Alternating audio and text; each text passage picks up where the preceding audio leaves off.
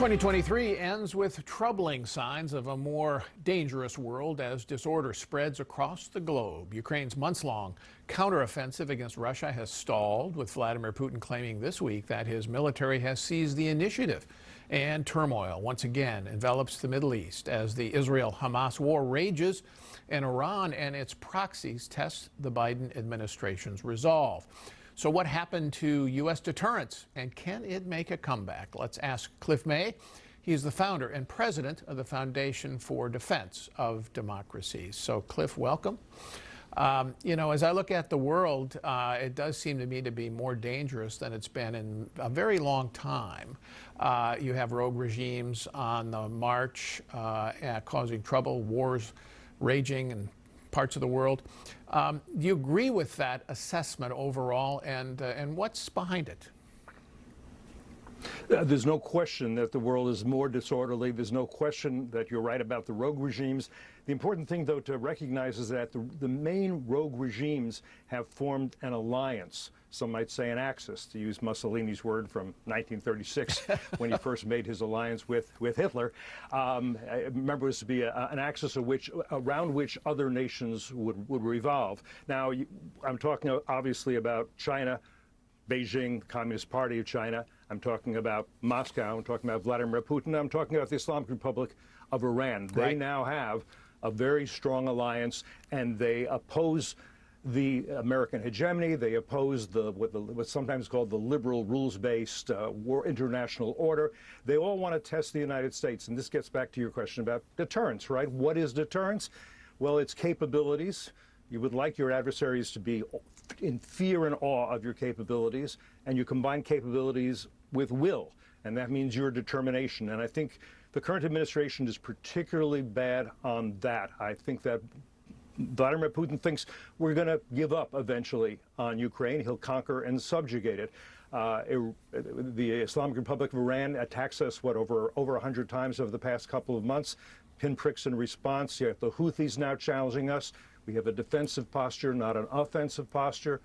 As I understand it, in San Francisco at the summit between Xi Jinping and President Biden, Xi Jinping made very clear, listen, it's a matter of when I'm going to take Taiwan, but I'm going to do that, and basically suggested, you're not going to stop me, I don't expect you will, and he has reasons to think that what would be necessary to stop him from taking Taiwan is not on the cards. Well, Cliff, my own reporting on that visit to San Francisco suggests that actually Xi was not quite as bellicose as some of those reports.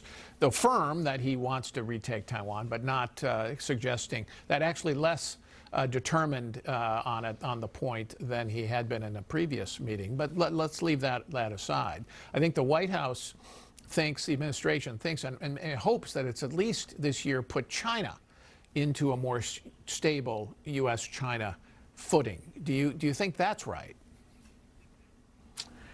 It may be as a matter of time, but keep in mind that ever since 2022, when the No Limits Alliance was made between Xi Jinping and Vladimir Putin, you've had this idea, and I don't have the exact quote, but Xi Jinping said there are changes in the world now that we haven't seen in 100 years. Right. We can change. There's much we can change. And I think we know what he meant by that. Again, he meant that there was a world order that was established by the United States at the end of World War II. It was supposed to be based on international law and human rights. And with the United States not as the boss, but as the first among equals. Sure. I think there's no question that Xi Jinping thinks, no, there's a new world order coming. He's talked about that. He's written about that. Matt Pottinger has written about that, about his statements on that. And this new world order will be dominated by the Communist Party of China, with junior partners being, again, Vladimir Putin and Ayatollah Ali Khamenei in Iran, and I should mention North Korea and Venezuela and Cuba, Nicaragua, and an increasing number of countries in Africa that are lining up behind either Moscow or China. Okay, so once a country like the United States loses its credibility on deterrence, how do you get it back? Well, two things. I think you have to show your adversaries that if they hurt you, they will be hurt much worse. They will have to pay a very, very serious price. And you can do that, but we haven't been doing that. I'm not suggesting a war with Tehran, for example, but if at some point, as they continue and their Shia militias continue to hit American targets in Syria and Iraq, and as the Houthis, who are also a proxy, continue to hit shipping in the gateway to the Red Sea and the Suez Canal, you have to do something that really hurts them and makes them think, do we want to continue along this course? You could take out naval facilities. You could take out a lot. The Pentagon has a list of targets. You could say, well, here's what we're going to do to you. Do it, and say, now you think twice before you do this again.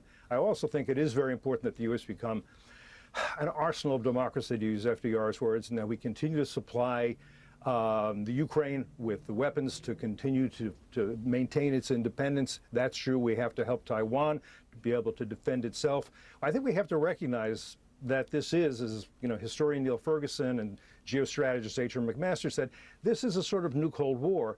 And it's a more challenging Cold War than the last one, because the Soviet Union was never as militarily or economically strong as the People's Republic of China.